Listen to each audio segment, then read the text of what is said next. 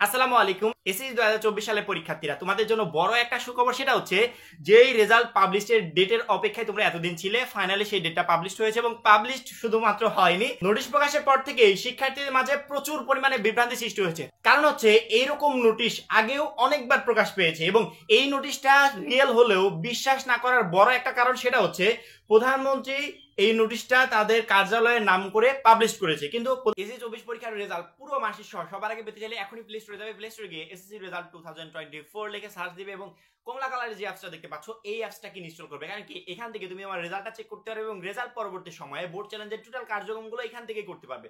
আমি ভিডিও ডেসক্রিপশনে লিংক দিয়ে রাখবো, তোমরা চাইলে লিংকে ক্লিক করে অ্যাপসটা ডাউনলোড করে নিতে পারবে। প্রধানমন্ত্রী কার্যালয়ে কোথাও এই নোটিশটা নেই। শিক্ষা বোর্ডের একটা ওয়েবসাইটেও তুমি এই ধরনের কোনো নোটিশ খুঁজে পাবে না যে 12 মে এসএসসি 24 পরীক্ষার রেজাল্ট প্রকাশ পাবে। আমি পার্সোনালি সকালবেলা আমাকে একটা শিক্ষার্থী মেল করে জানিয়েছে, ভাইয়া দেখেন তো এই নোটিশটা ফেসবুকে পাবলিশ হয়েছে, এটা কতটা রিয়েল।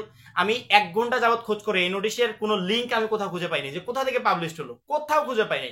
পরবর্তীতে আমি কিন্তু একটা ভিডিও বানিয়েছিলাম যে শিক্ষার্থীদেরকে আমি নামাজের পর, আজকে যেহেতু শুক্রবার নামাজের পর আমি জানাবো যে এই নোটিশটা আসলে শিক্ষা বোর্ডের ওয়েবসাইটে এখনো পাবলিশ হয় নাই, তোমরা এটাকে এখনই রিয়েল ভাবো না, একটু অপেক্ষা করো। পরবর্তীতে আমি নোটিশটা পাবলিশ করতে যাব, তার ঠিক আধা ঘন্টা আগে জাগো নিউজ 24 ধাপ করে একটা নিউজ পাবলিশ করে ফেললো যে এসএসসি 24 পরীক্ষার ফলাফল 12 মে দিবে।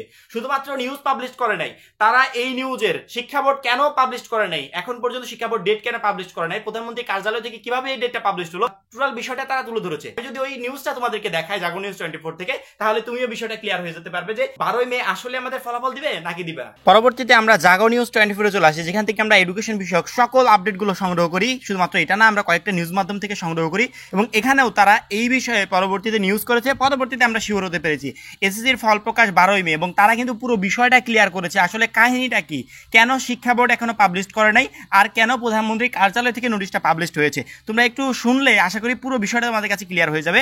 চলতি বছরে এসএসসি সমান পরীক্ষার ফলাফল আগামী 12 মে প্রকাশিত হবে।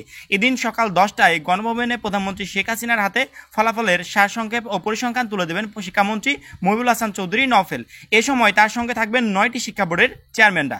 বৃহস্পতিবার 2 মে প্রধানমন্ত্রীর কার্যালয় থেকে শিক্ষা মন্ত্রণালয়ের মাধ্যমিক উচ্চ শিক্ষা বিভাগের সচিব বরাবর পাঠানো এক চিঠি থেকে এ তথ্য জানা গেছে। অর্থাৎ যেই নোটিশটা প্রকাশ পেয়েছে সেটা কিন্তু শিক্ষা বোর্ড বা প্রধানমন্ত্রীর কার্যালয়ে কোনো নোটিশ না, সেটা ছিল একটা চিঠি, যেই চিঠিটা সচিবকে পাঠানো হয়েছে। ঠিক আছে, শিক্ষা মন্ত্রণালয়ের মাধ্যমিক উচ্চ শিক্ষা বিভাগের সচিব বরাবর পাঠানো হয়েছে এই চিঠিটা, অর্থাৎ চিঠিটা পাবলিশ করে নাই, সচিব বরাবর পাঠিয়েছিল, পরবর্তীতে কোনো রকমে লিক হয়ে গেছে।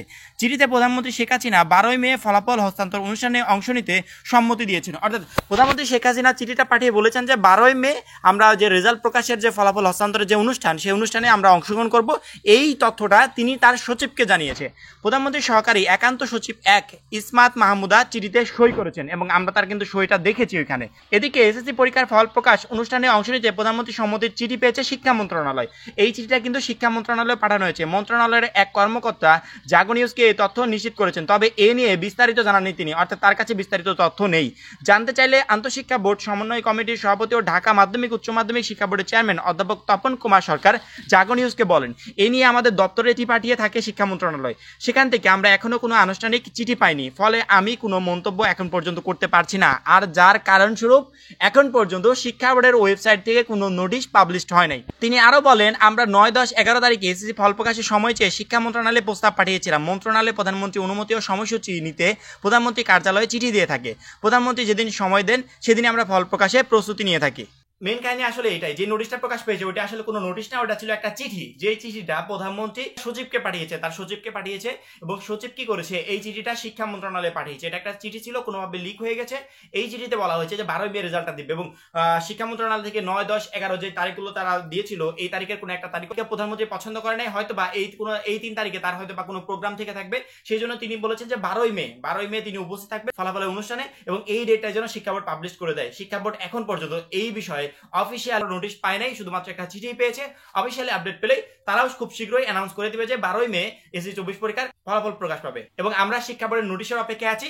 শিক্ষা বোর্ড নোটিশ পাবলিশ করার মাত্রই আমরা তোমাদেরকে জানিয়ে দেব। আজকে এই পর্যন্তই। এসএসসি 24 রেজাল্ট বিষয়ক পরবর্তী যে কোনো গুরুত্বপূর্ণ আপডেট সবার আগে পেতে চাইলে অবশ্যই আমাদের চ্যানেলটা সাবস্ক্রাইব করে পাশে বেল আইকনটাতে ক্লিক করে রাখবে। সবাই ভালো থাকবে, সুস্থ থাকবে, খোদা হাফেজ।